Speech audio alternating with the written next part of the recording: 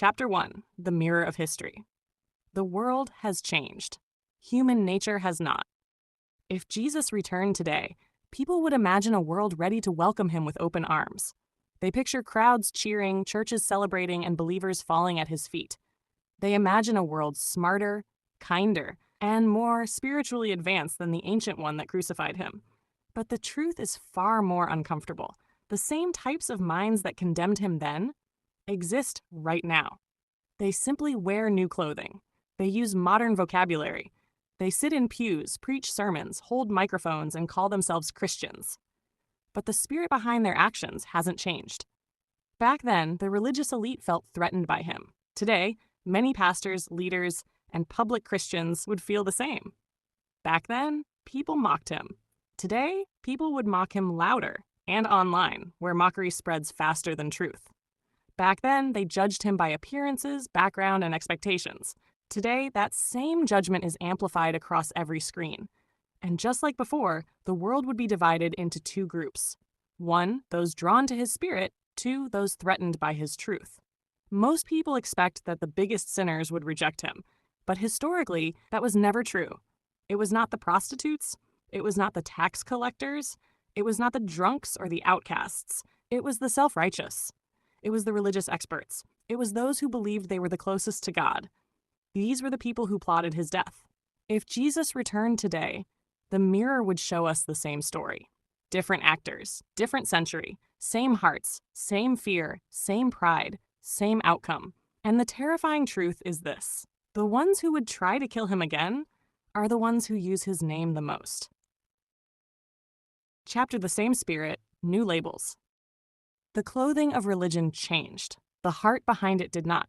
If someone looked at history from a distance, they might believe humanity has evolved beyond the behavior of the ancient world.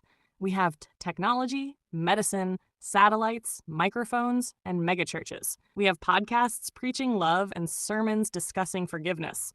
We have conferences, worship bands, and global religious networks.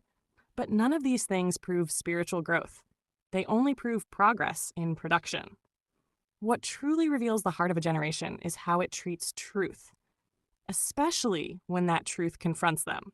In the days of Jesus, the religious elite wrapped themselves in scripture, tradition, and authority. They used holy words to justify hatred. They used their positions to silence the innocent. They believed their interpretation of God was perfect. And when Jesus challenged that interpretation, they saw him as a threat. They were not humble enough to learn, not open enough to change, not honest enough to admit they were wrong. Now fast forward 2,000 years. We have different languages, different buildings, different styles, but the same spirit lives in many who call themselves Christian. The spirit that values image over honesty, the spirit that obsesses over rules but ignores compassion, the spirit that uses religion to judge instead of heal, the spirit that fears losing control more than losing truth, the spirit that defends its power even when it's not aligned with God. These are not new enemies. These are recycled roles. They crucified him once with nails. Today they would crucify him with accusations, videos, edited clips, and public opinion. They would not call for physical crucifixion. The modern world has found a cleaner, faster way: character assassination. The same spirit that once shouted, "Crucify him," would now shout, "Cancel him," and believe they were doing God a service. Labels changed, technology changed, but the heart behind the opposition did not.